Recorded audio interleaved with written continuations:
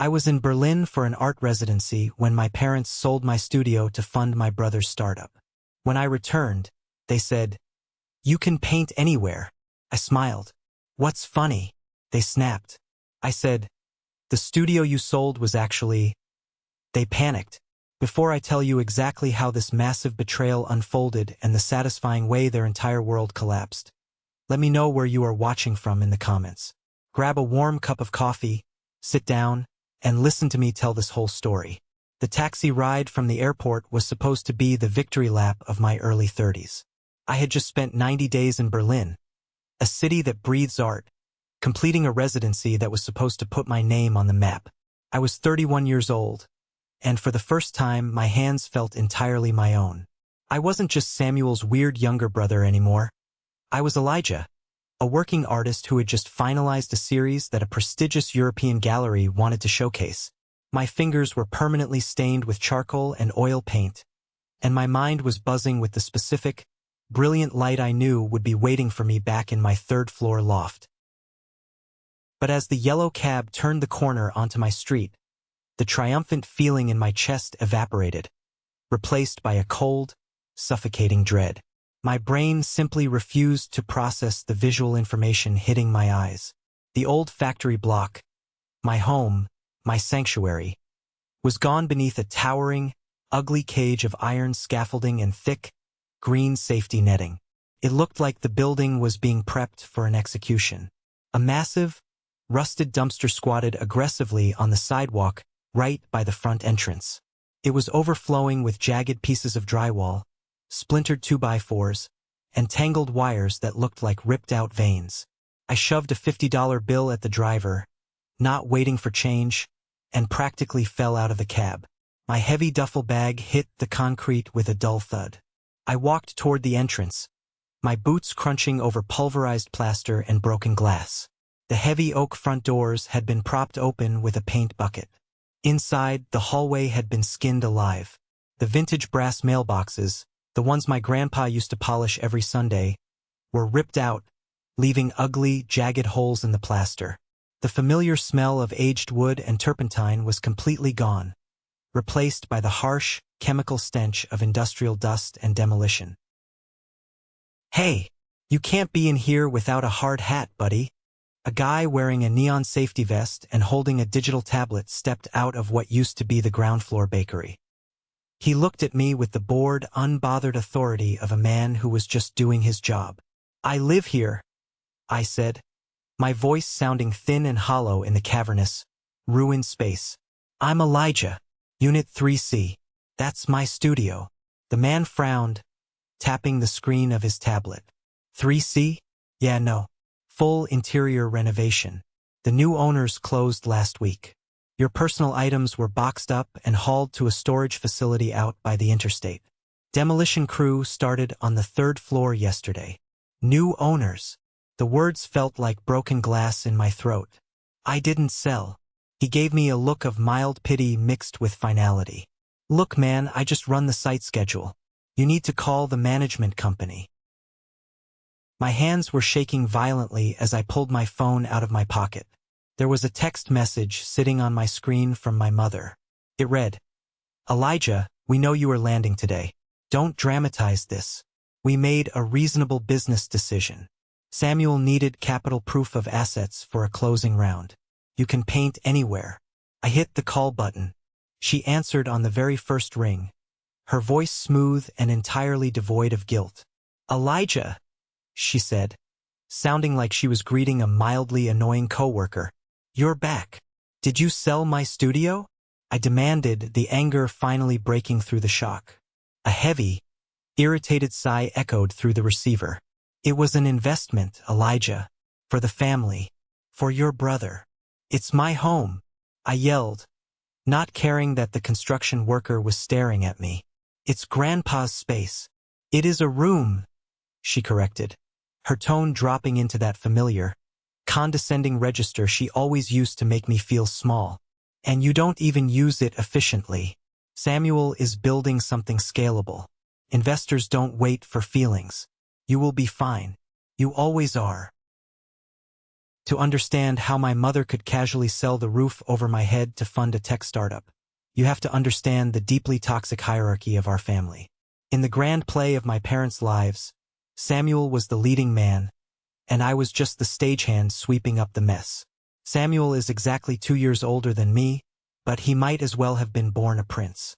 From the moment he could string a sentence together, he was groomed for absolute greatness. He possessed a kind of loud, charismatic arrogance that my parents mistook for visionary leadership. When it came to Samuel, no expense was ever spared. His massive college fund was fully stocked before he even hit middle school. While I spent my teenage summers sweating over a deep fryer at a local diner just to afford basic art supplies and community college credits, Samuel was sent to elite summer leadership camps in Switzerland. When Samuel graduated, my parents didn't just throw a party. They threw a networking gala. They co-signed the lease on a brand new Porsche 911 for him as a graduation gift, claiming he needed to project an image of success to attract venture capitalists. Meanwhile, my own achievements were met with polite, patronizing nods. When I won a prestigious regional art grant that came with a modest stipend, my dad looked at the award letter, patted me on the shoulder and said, "That's a nice little hobby, Elijah, but you need to think about a real salary eventually. How are you going to pay a mortgage with paint?" Everything in our household revolved around Samuel's endless, draining potential. He was always launching an app, pitching a platform, or talking about his next big promotion to CEO of his own life. My parents funded his sleek, glass-walled apartment downtown. They paid for his expensive tailored suits. They bought into the illusion that he was a genius, even though every single business venture he touched eventually bled money. I survived by making myself small.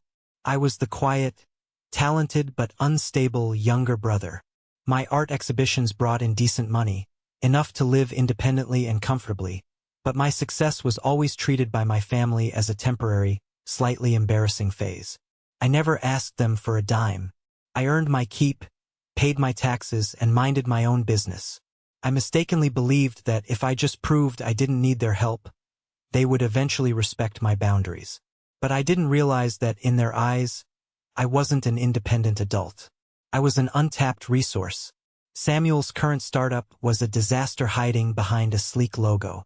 He was burning through cash at an alarming rate, throwing lavish parties for investors while failing to deliver a working product.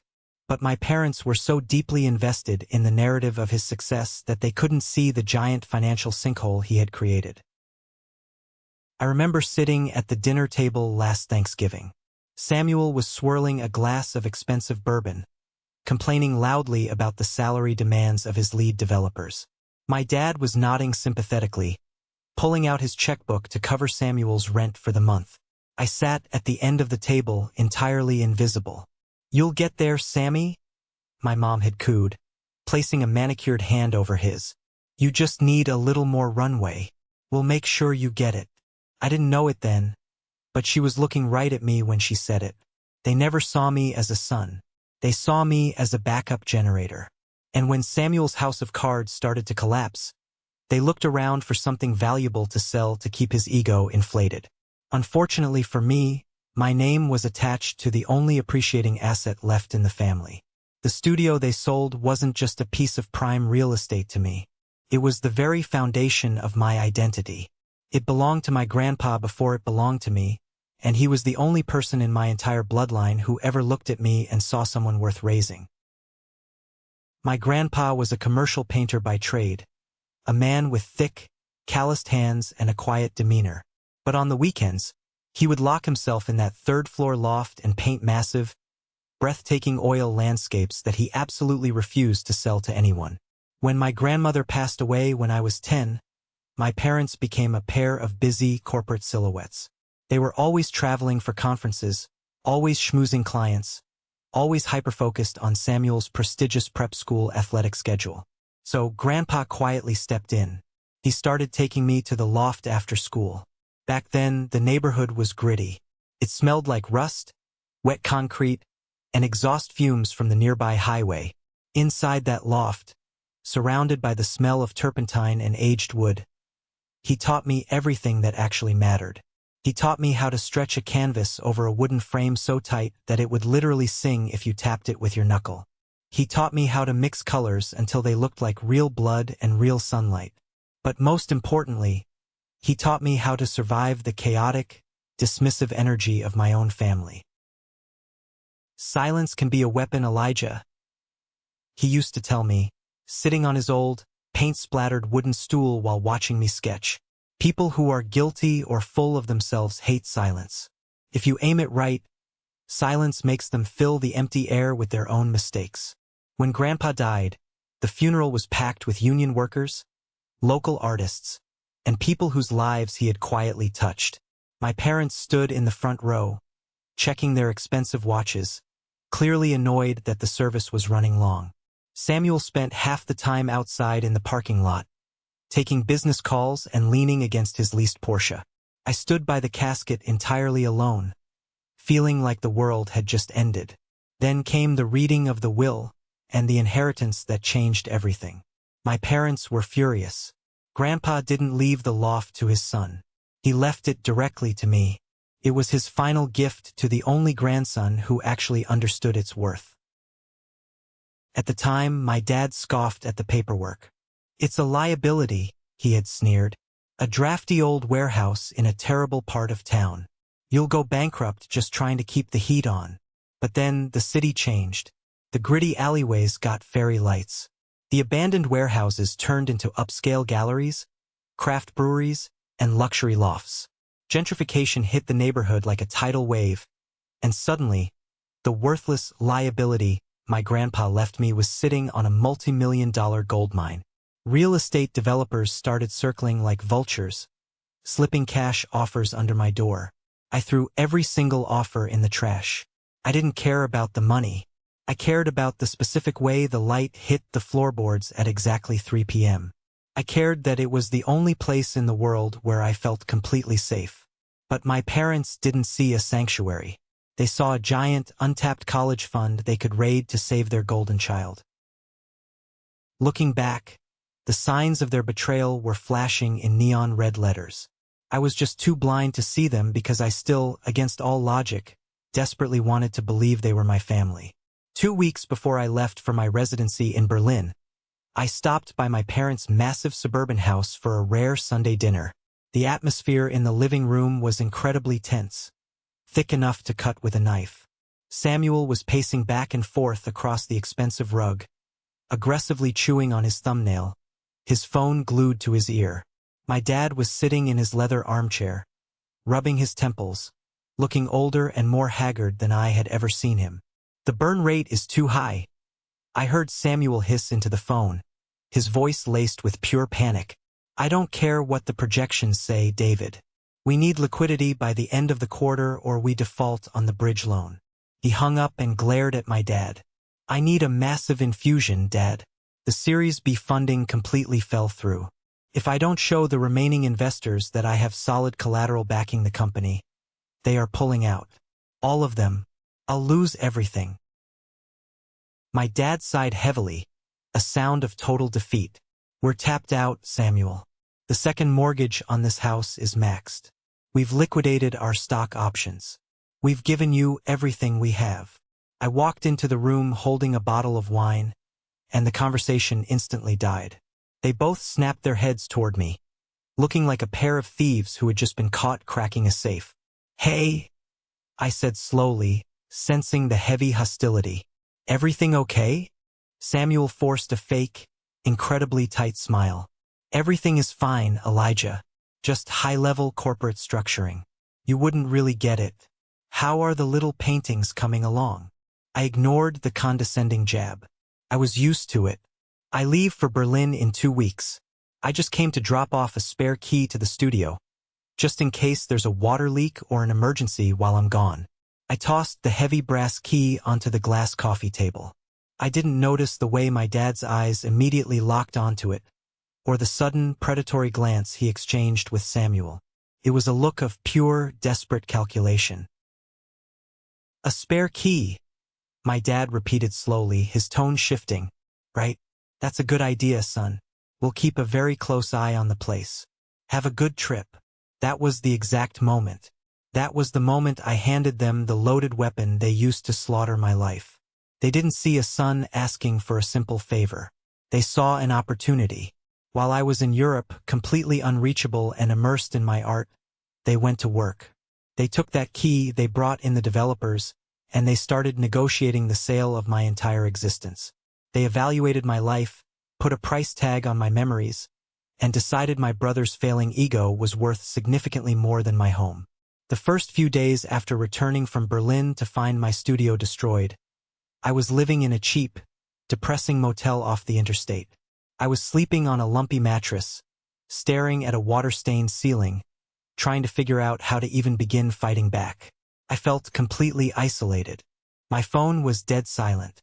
Nobody from my immediate family reached out to check on me, except for Aunt Clara. Aunt Clara is my mom's younger sister. She has always played the role of the sweet, understanding peacemaker in the family. She showed up at my motel room on a rainy Tuesday afternoon, carrying a plastic Tupperware container of homemade chicken soup and wearing a look of deep, practiced pity. "Oh, Elijah," she sighed, pulling me into a hug that felt more restrictive than comforting, her heavy perfume masking the smell of the damp motel room. "I am so incredibly sorry about all this mess. Your mother is just so stressed. You know how she gets when Samuel is under pressure from his investors." I sat on the edge of the cheap bed, staring blankly at the wall. "She sold my house, Clara. She sold Grandpa's studio to a developer. You don't get to blame that on a little bit of stress." Clara sat in the only chair in the room, smoothing her expensive skirt. "I know it hurts, honey. I really do. But you have to try and look at the big picture here. Samuel's company employs people. He has massive, real-world responsibilities. You're single, you're an artist, you don't have a family to support yet. You can bounce back from this. Sometimes, being part of a family means making difficult sacrifices for the greater good. Don't let this tear everyone apart. Have you thought about just letting it go?" I was actually listening to her. A small, pathetic, deeply ingrained part of me still wanted a mother figure to tell me everything was going to be okay, to stroke my hair and say it was just a bad dream. But then, Clara's phone buzzed loudly on the nightstand right next to my hand. The screen lit up brightly. I didn't mean to snoop, but the text message notification was right there in bold, black letters. It was from my mom. "Is he calming down? Did you convince him not to call a lawyer? We need him compliant and quiet until the final escrow clears next week. Don't let him leave that room." My blood turned into ice water. I stared at the bright screen, reading the words over and over again until they burned themselves into my retinas. She wasn't here to comfort me. She wasn't here because she cared. She was a spy. She was a handler sent here to manage me, to make sure the dumb, emotional artist didn't throw a legal wrench into their multi-million-dollar transaction.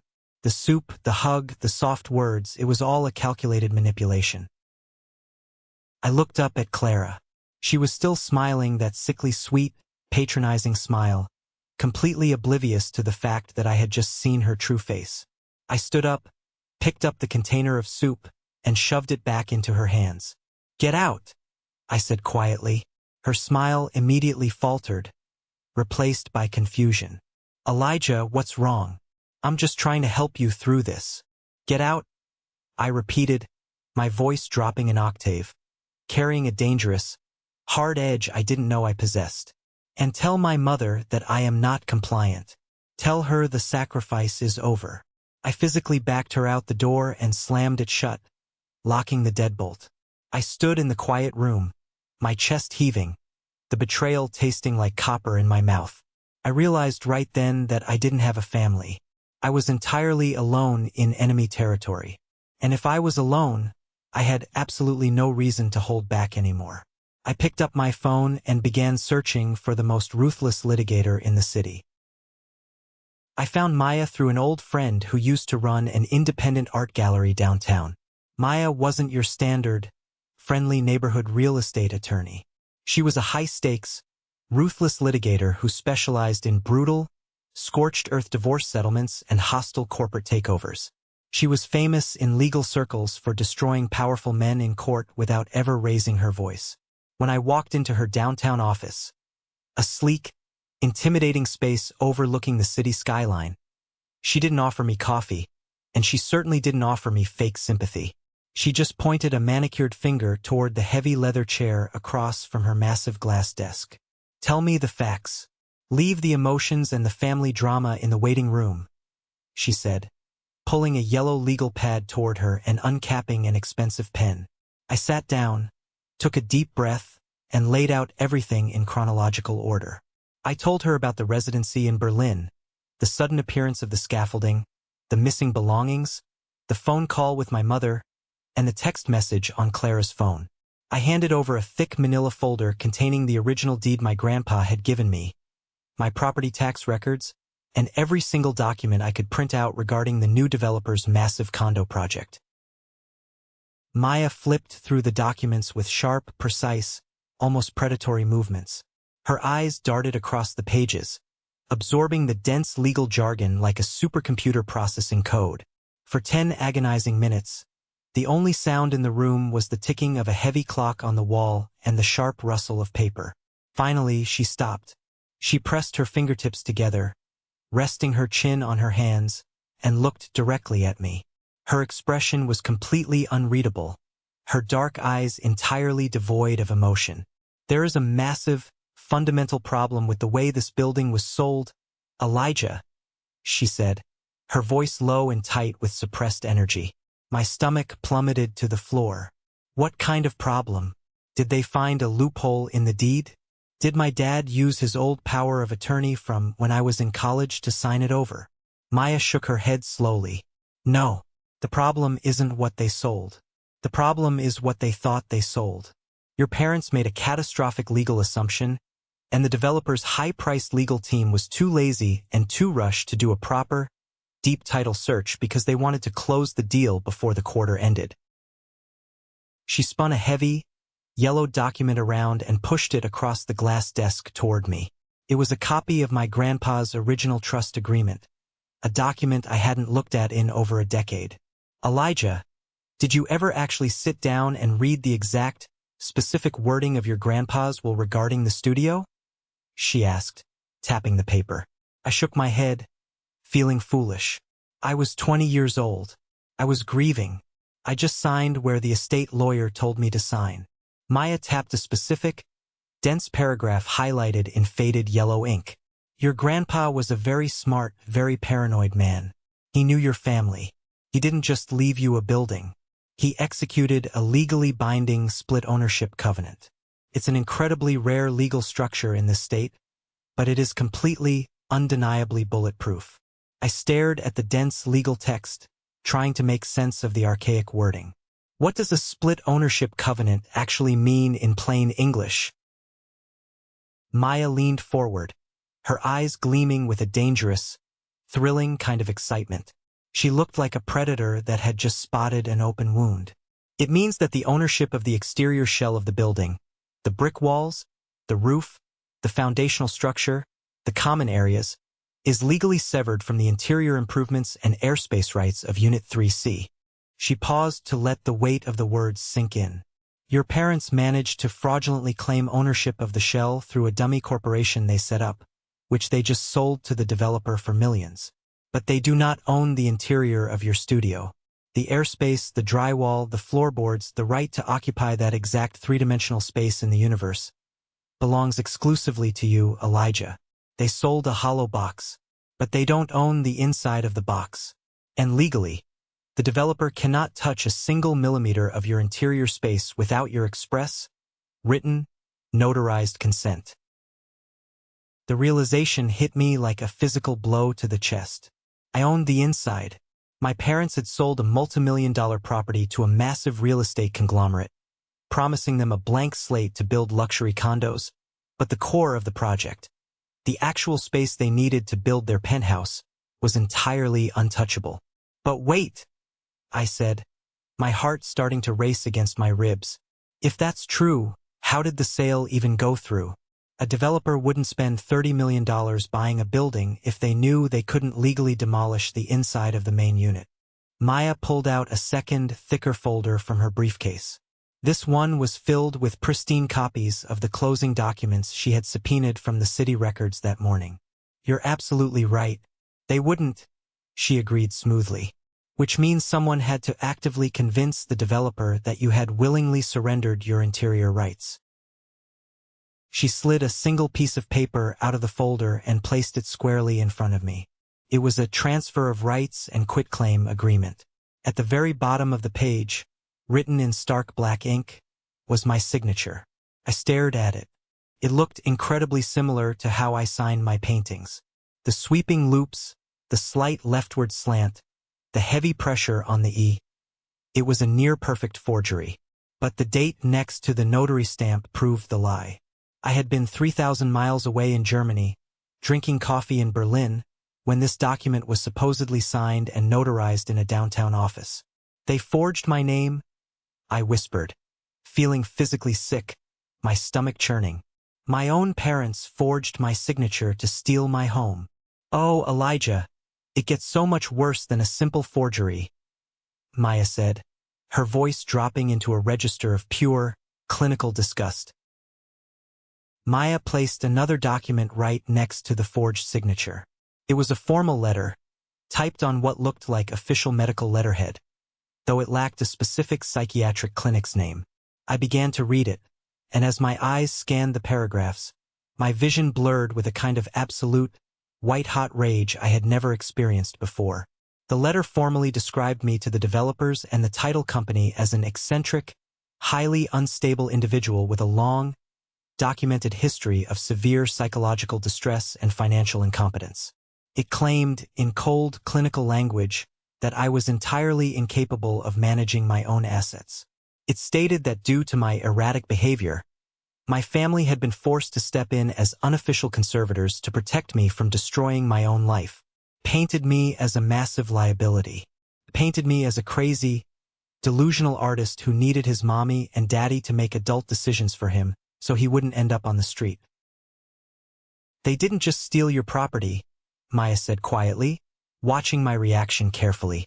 "They assassinated your character to make the paperwork slide through the title company without raising any red flags. They created a fictional narrative where taking your home wasn't a crime. It was an act of mercy by a loving family." I clenched my jaw so hard I thought my teeth would crack under the pressure. The betrayal was so deep, so profoundly vicious, that it bypassed sadness entirely and hardened into a cold, diamond-sharp fury. They didn't just want the money to save Samuel's startup. They wanted to erase my autonomy. They wanted to reduce me to an incompetent, voiceless child so Samuel could play billionaire CEO. "What do we do?" I asked, looking up at Maya. My voice didn't shake. My hands were perfectly steady. The old, compliant, people-pleasing Elijah was dead, buried under the rubble of his own studio. Maya smiled. It was a terrifying, beautiful smile. "We go to war. I am filing an emergency injunction and a stop work order with the Supreme Court in exactly 1 hour. We are charging your parents and the developer with felony forgery, criminal conversion of property, and massive civil damages. By tomorrow morning, that entire construction site will be frozen solid. It won't be a development project anymore. It will be a crime scene." The legal bomb Maya dropped the next morning sent shockwaves through the city. The court immediately granted the emergency stop work order based on the evidence of forgery. Maya hired aggressive process servers to deliver the injunctions simultaneously. One directly to the construction site foreman, one to the developer's corporate headquarters, and one straight to my parents' front door. I was sitting in my depressing motel room, drinking terrible instant coffee, when the heavy, frantic pounding on the door started. I didn't even have to look through the peephole to know who had come hunting for me. I unlocked the deadbolt and pulled the door open. My mother, my father, and Samuel were standing in the narrow, dingy hallway. They looked completely unhinged. Samuel's face was flushed dark red. His designer silk tie pulled loose, sweat beading on his forehead. My father looked pale, exhausted, and terrified. My mother, however, looked furiously indignant. She pushed past me into the room without an invitation, her heels clicking aggressively on the cheap linoleum. What the hell is wrong with you? She screamed, spinning around to face me, her eyes wide with rage. Are you completely out of your mind? Do you have any idea what you just did to this family? I secured my legal property, I said calmly, leaning casually against the doorframe, watching them unravel. Samuel stepped forward, jabbing a trembling finger toward my chest. You just froze a $30 million development project. You absolute idiot. My investors are panicking. The bridge loan keeping my company alive is tied directly to the successful transfer of that deed. If the developer pulls out because of this injunction, I am ruined. I lose the company. I lose the cars, the apartment, everything.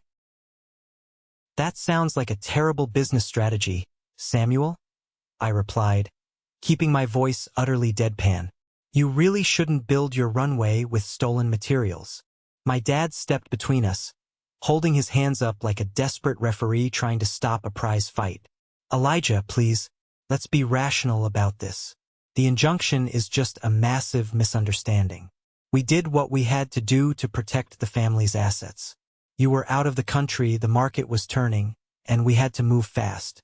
We can compensate you. We'll buy you a better studio. Anywhere you want in the city. I looked at him, genuinely marveling at the depth of his delusion. You forged my signature, Dad. You attached a fake medical letter calling me mentally incompetent and unstable to steal my inheritance. My mother waved her hand dismissively, as if committing multiple felonies was just a minor social faux pas I was blowing out of proportion. Oh, stop being so dramatic, Elijah. It was boilerplate legal language to satisfy the insurance underwriters. Nobody actually thinks you're crazy. We just needed to bypass the red tape so Samuel could secure his future. You are being completely selfish and vindictive. Selfish? I repeated slowly, letting the word hang in the air. I looked at the three of them, the golden child, the enabler, and the architect of my misery. You broke into my life, threw my grandpa's legacy into a dumpster, forged my identity, and you're calling me selfish because I won't let you get away with it. Elijah, please, Samuel begged, his voice suddenly cracking. The arrogance evaporated, revealing the desperate, terrified coward underneath. Just call your lawyer. Tell her to lift the injunction. Tell them you authorized the sale. I will pay you back double whatever the studio is worth when my startup goes public. Just fix this. I looked Samuel dead in the eye. For the first time in my entire life, I saw him clearly. He wasn't a genius. He was a fraud. No, I said quietly. What do you mean, no? My mother hissed, stepping toward me. I mean, no. I am not lifting the injunction. I am not signing anything. The demolition stops today. And if any of you ever show up at my door again, I will call the police and have you arrested for trespassing. I stepped back and held the door wide open. Get out of my room. That night, after my family finally left, the adrenaline that had been keeping me upright completely wore off, leaving me feeling hollowed out, bruised, and utterly exhausted. Maya had texted me the address of the storage facility where the developers had carelessly dumped my belongings. I drove my beat-up car out to Route 9, a desolate, ugly stretch of highway lined with industrial parks and cheap motels. The storage facility was a massive, soulless labyrinth of corrugated metal doors and flickering, buzzing fluorescent lights. It looked like the kind of place where people hide divorce assets or dead relatives. The night clerk barely looked up from his phone as he checked my ID and handed over a magnetic keycard. Unit 418. Down the hall. Take a left, he mumbled. I walked down the long, freezing concrete corridor, the sound of my boots echoing loudly off the metal walls. When I finally found Unit 418, I swiped the card, slid the heavy padlock open, and rolled the metal door up. The smell hit me instantly. It was the smell of my entire life, packed into cheap cardboard boxes and wrapped in thin industrial plastic. The movers hadn't been careful. They had treated my life like garbage. Canvases that took me months to paint were stacked haphazardly against the wall, some of the delicate wooden frames visibly bent and splintered. Boxes of incredibly expensive oil paints and imported brushes were crushed under the weight of heavy, carelessly tossed furniture. It looked like the aftermath of a violent disaster.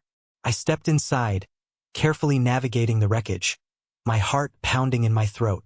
Deep in the back corner, wedged tightly between a stack of empty plastic crates and my old, stained mattress, I saw it. My grandpa's wooden stool. I pulled it out into the dim overhead light. The wood was deeply stained with decades of history. Cadmium red, cobalt blue, titanium white. I ran my hand slowly over the seat and felt the deep, familiar gouge near the edge. I had made that gouge when I was 12 years old, dropping a heavy metal palette knife while trying to aggressively mimic Grandpa's painting style. I had been terrified he would scream at me. Instead, he had laughed, rubbed some raw linseed oil into the scratch, and told me that every mark tells a story. Standing there in that cold, sterile storage unit, looking at the only piece of genuine love I had left in the world, the dam inside my chest finally broke open. I didn't sob loudly. It wasn't a cinematic, dramatic breakdown. It was a silent, agonizing fracture inside my ribs. My eyes burned fiercely, and my jaw locked so tight my teeth ached. Crying felt like surrendering, and I was absolutely done surrendering. I sank down onto the freezing concrete floor, clutching the wooden stool to my chest, and let the pain wash through me. I grieved for the studio. I grieved for Grandpa. But mostly, I grieved for the illusion of my family. I grieved for the parents I thought I had, the people who were supposed to protect me but had sold me out for a quick payout instead. I sat there in the dark for an hour, until there was nothing left inside me but a hard, cold, unbreakable resolve. I stood up, wiped my face on my sleeve, and placed the stool carefully back into the unit. I locked the door. I wasn't going to let them take anything else from me. Tomorrow, the real war began. The next morning, the legal chess match escalated to a terrifying, high-stakes level. Maya called me into her office before the sun was even fully up. She was already dressed for battle in a sharp black suit, a fresh cup of black coffee steaming on her desk. The developer's attorney just reached out, Maya said, handing me a freshly printed email. Mr. Sterling. He's a heavyweight corporate shark. He represents the massive firm that bought the shell of your building. I skimmed the email. It was filled with condescending, aggressive legal threats. Sterling claimed my injunction was a frivolous, desperate nuisance lawsuit designed to extort his client. He threatened to countersue me personally for millions of dollars in damages for delaying their multimillion-dollar construction timeline. He demanded an immediate settlement meeting to resolve this minor misunderstanding. He's trying to scare the life out of us, I said, handing the paper back to her. Of course he is. Maya smiled, a predatory, brilliant gleam in her dark eyes. He thinks you're just a broke, intimidated artist who got lucky with a typo in an old contract. He fully expects you to fold the second he flashes a big settlement check at you. Because, Elijah, he doesn't know about the forgery yet. We intentionally kept that out of the initial injunction filing. Why? I asked, genuinely confused. Isn't that our biggest weapon? Because, Maya said, leaning forward, resting her elbows on the glass desk. If you show the enemy your gun from a mile away, they have time to put on a bulletproof vest. They have time to craft a lie.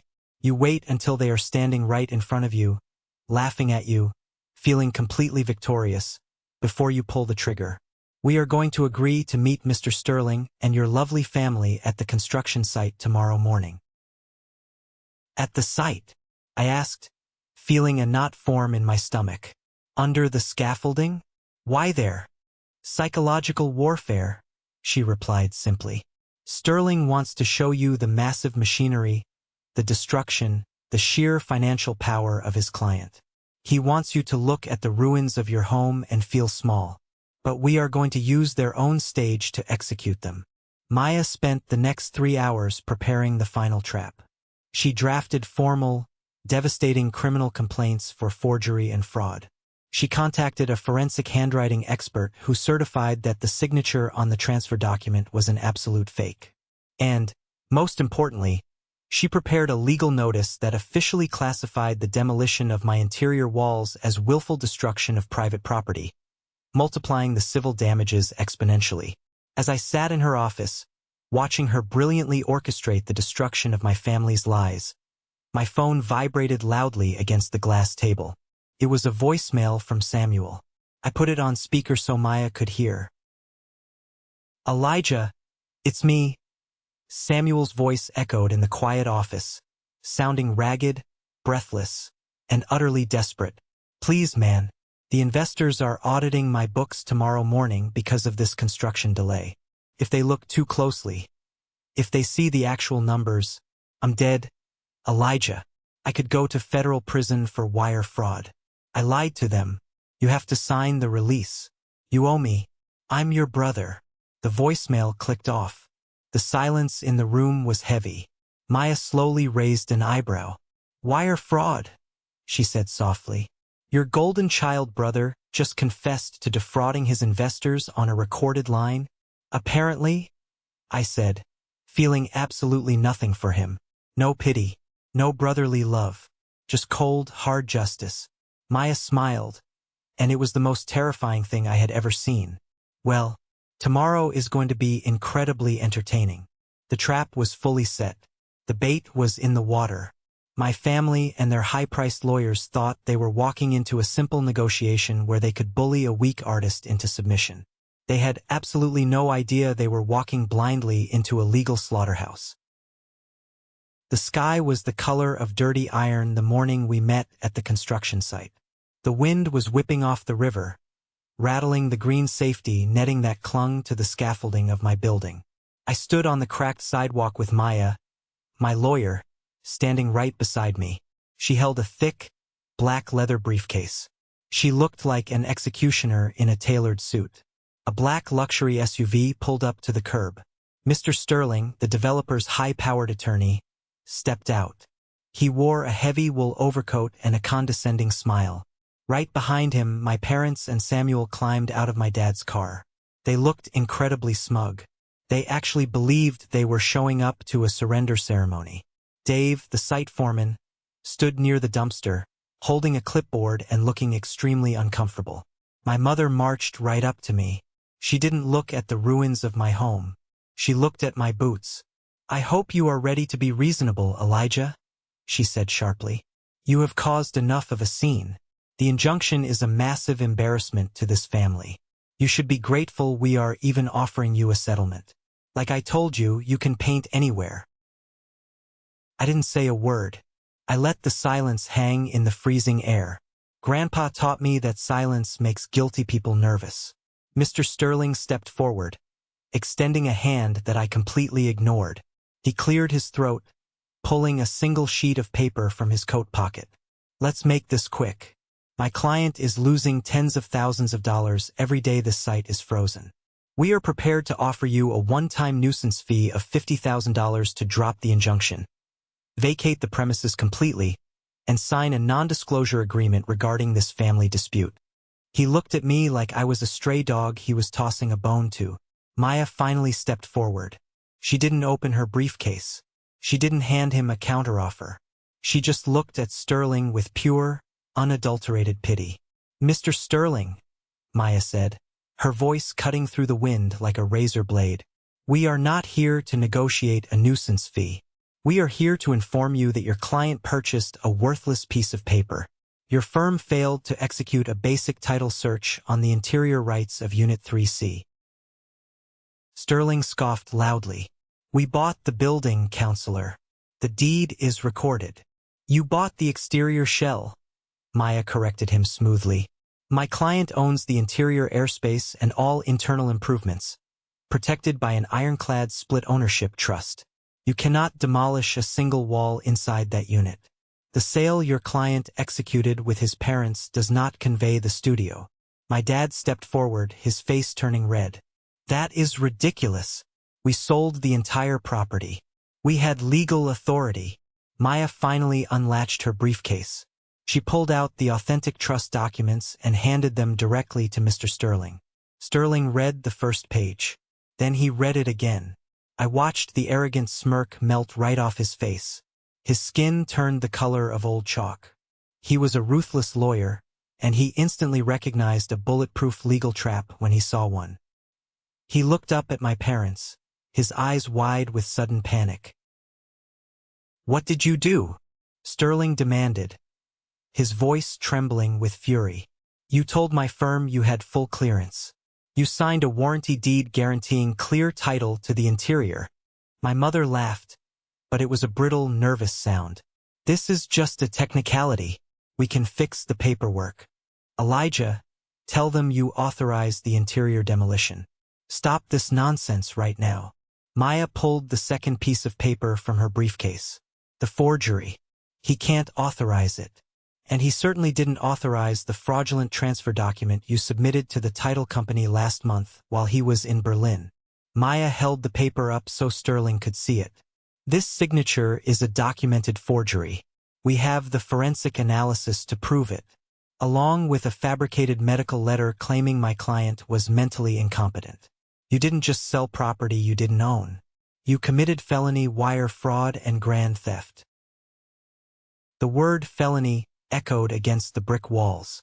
Sterling physically backed away from my parents like they were carrying a contagious disease. "You forged his signature?" he yelled at my dad. "You lied to a federally insured title company? My client is going to sue you into bankruptcy." And that is the exact moment Samuel completely broke. The golden child, the brilliant CEO, the future of our family, absolutely shattered right there on the sidewalk.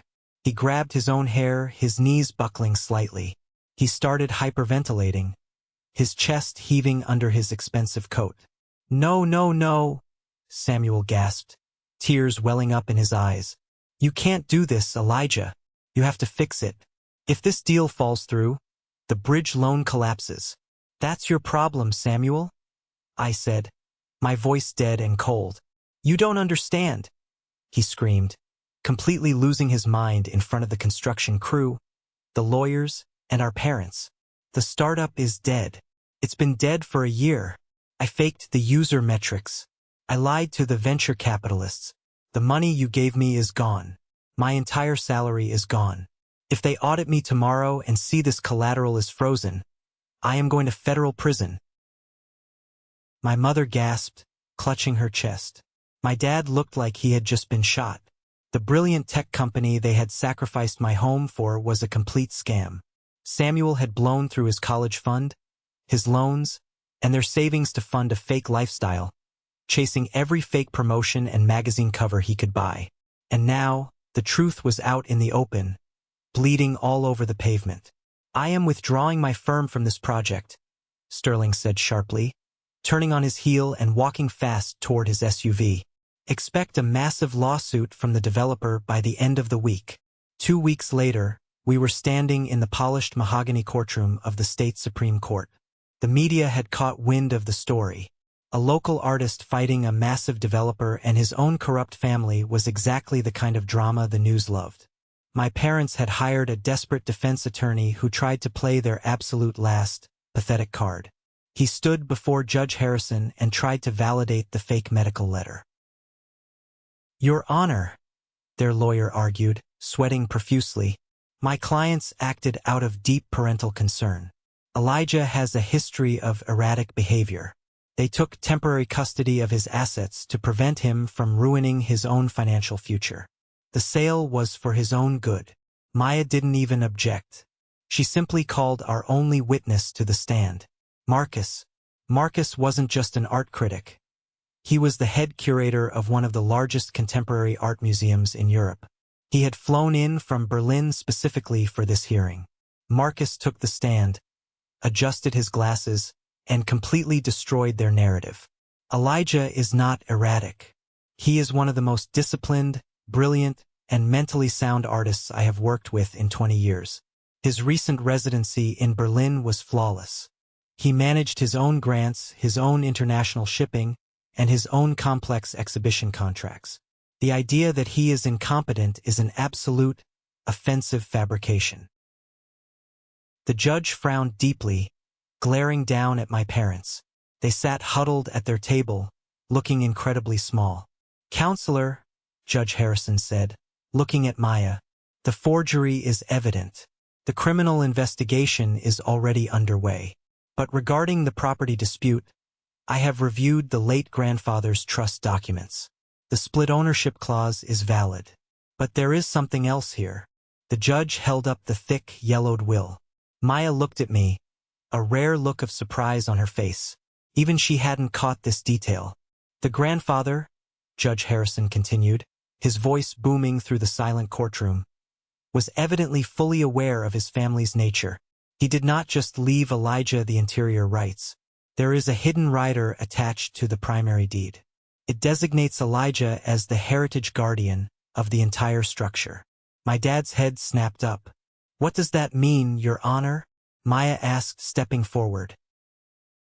"It means," the judge said, his eyes locking onto my terrified parents, "that absolutely no structural modifications, sales, or transfers of the exterior shell can be legally executed without the heritage guardian's written, notarized approval.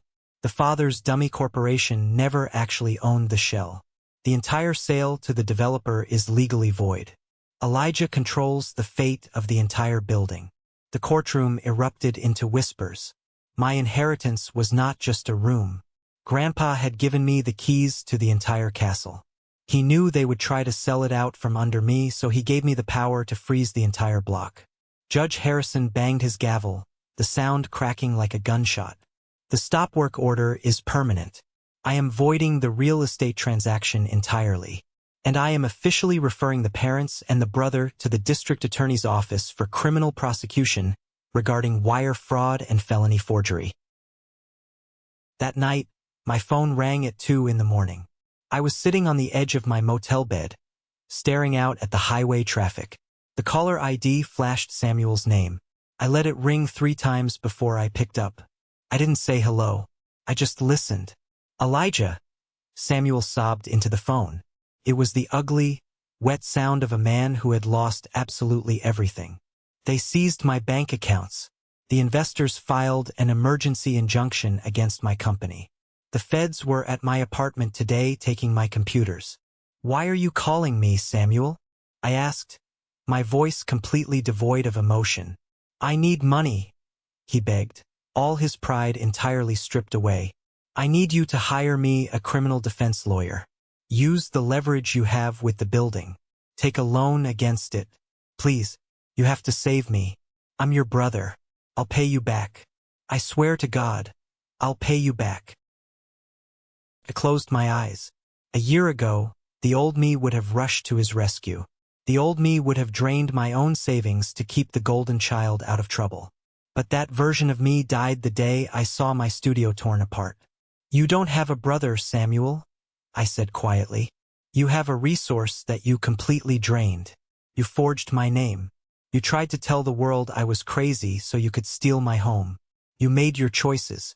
Now you get to live in the reality you built." "Elijah, please," he screamed, his voice cracking. "Don't do this to me. If you ever contact me again, I will forward the recording of this call to the district attorney," I said. I hung up the phone. Then I blocked his number. I blocked my mother's number. I blocked my father's number. I blocked Aunt Clara. The separation from my family felt more permanent than a divorce. It was violent, it was painful, but for the very first time in my life, the silence in my room didn't feel lonely. It felt like absolute freedom. The very next morning, I had to return to the courthouse to sign the final paperwork releasing the injunction to the city records. As I walked down the massive granite steps of the courthouse, pulling my jacket tight against the cold wind, I saw her waiting by the street corner. My mother. She looked a decade older than she had just a month ago. Her expensive hair was slightly disheveled. The arrogant posture was gone, replaced by a nervous, twitchy energy. When she saw me, she stepped directly into my path. "Elijah," she said, her voice trembling, "your father is having chest pains. The police came to the house yesterday to ask about the notary stamp. We could go to jail. We could lose the house." I stopped and looked at her. I didn't feel anger anymore. I just felt a profound, heavy pity. You should have thought about that before you committed a felony, I told her, stepping to the side to walk past her. She grabbed my arm. Her grip was tight, desperate. How can you do this to us? How can you just walk away and watch your own blood burn? You are doing this because you hate this family. You always resented Samuel. You always hated us. I looked down at her hand grabbing my jacket. Then I looked directly into her panicked, selfish eyes. I hadn't felt this alone since Grandpa's funeral, but I was no longer the scared kid standing by the casket. No, I said, my voice incredibly steady, carrying over the noise of the city traffic. I don't hate you. Hate requires emotional energy, and I have absolutely none left for you. I am doing this because I finally love myself more than I crave your approval. She flinched violently, as if I had physically slapped her across the face. She let go of my arm, stumbling back a half step. Her expression twisted into something ugly and defensive. You always had to be so dramatic, she spit out, trying to reclaim some of her lost authority. Maybe I was, I replied calmly, and maybe being dramatic was the very first healthy thing I ever did in this family. I turned my back on her and walked down the street. I didn't look back. I knew that if I looked back, I might see a mother crying for her son. But I knew the truth. She was only crying for herself. 6 months later, the dust finally settled, both legally and literally. The fallout was massive and brutal. My parents avoided prison time by pleading guilty to a lesser charge of criminal fraud. But they were hit with fines so massive they had to sell the suburban house and drain their retirement accounts. They moved into a tiny, rented condo on the outskirts of the city. Samuel wasn't so lucky. His investors pursued federal wire fraud charges. He was currently awaiting trial, completely broke, and legally barred from acting as a corporate officer ever again. The golden child had finally hit the ground. As for the building, the massive real estate developer was furious, but they had absolutely no leverage. To avoid my civil lawsuit for the destruction of my property, they agreed to a massive multi-million-dollar settlement out of court. I didn't take the settlement money and run. I used every single penny of it to rebuild. I hired my own contractors. We stripped away the ugly scaffolding. We reinforced the original brickwork of the exterior. Inside Unit 3C, we repaired the walls they had smashed, sanded down the original hardwood floors, and installed massive, beautiful skylights. The city, noticing the massive media attention the case had generated, realized the cultural value of the block. They worked with Maya and me to designate the old factory as a protected cultural arts center. I wasn't just a tenant anymore. I was the sole legal owner and the director of the building. We converted the bottom floors into affordable studio spaces for young, struggling artists who needed a place to work without the threat of predatory rent hikes. The opening night of my new gallery inside the restored Unit 3C was a massive event. The loft was packed with art collectors, local journalists, and fellow artists. Waiters walked around with trays of champagne. The smell of fresh paint and expensive perfume filled the air. I was standing near the back window, watching the crowd, when a familiar face pushed through the throng of people. It was Julian. Julian was a fellow painter I had known for years. We used to drink cheap beer together and complain about the art world. When I came back from Berlin and found my studio destroyed, Julian had been the first person to call me, offering fake sympathy and telling me to just take whatever money my parents offered and move on. He walked up to me now, holding a glass of champagne, flashing a bright, enthusiastic smile. "Elijah, man, look at this place. It's incredible. You really pulled it off. I always knew you had it in you to beat those corporate sharks." He reached out to clink his glass against mine, but I didn't raise my hand. I just stared at him, letting the silence stretch until his smile started to crack at the edges. "What's wrong, man?" Julian asked, nervously adjusting his collar. I reached into my jacket pocket and pulled out a folded piece of paper. During the intense discovery phase of our lawsuit, Maya had subpoenaed my dad's email records to prove the timeline of the fraudulent sale. We found a lot of interesting things in those emails. I unfolded the paper and handed it to Julian. It was a printed email. Sent from Julian's personal account to my father. Dated 3 days before I left for Berlin. Julian stared at the paper, the blood completely draining from his face. The email read, "Mr. Davis, you really need to look at the zoning laws around Elijah's studio. Developers are paying $30 million for the adjacent lots. Elijah has no idea what he is sitting on, and he's too stubborn to sell. If you have his power of attorney, you should move on it while he is in Germany. Just looking out for the family." Julian had sold me out. He was jealous of my residency in Berlin. He was jealous of my talent. He knew my family was greedy, and he deliberately planted the seed in my dad's head, hoping to get me kicked out of the city so he wouldn't have to compete with me anymore. "Elijah, I can explain," Julian stammered, his eyes darting around the room, terrified someone was listening. I was trying to help you get a payout. You were struggling." "You are a coward, Julian," I said, my voice completely calm. I didn't feel the rage I had felt with my parents. I just felt pure disgust. "You tried to destroy my life because you can't figure out how to mix your own colors. Put the glass down." Julian froze. "What?" "Put the champagne down," I commanded softly. "Turn around. Walk out of my building. And if you ever show your face at an art event in this city again, I will staple copies of this email to every gallery door in town." Julian placed the glass on a passing tray with a shaking hand. He didn't say another word. He turned and practically ran toward the exit, disappearing into the cold night. I watched him go, completely purging the last toxic element from my life. The rest of the night was a blur of absolute triumph. The gallery show was a massive critical and financial success. The centerpiece of the exhibition was a massive oil painting I had started the day I walked into the destroyed storage unit. I called the painting Inheritance. It was a dark, violent, beautiful swirl of charcoal grays, rust reds, and brilliant streaks of gold, depicting a wooden stool breaking through a cage of iron scaffolding. Around 10 o'clock, Marcus, the curator from Berlin, walked up to me and placed a red sticker next to the canvas. It had sold. It sold for a record price to a contemporary museum on the East Coast.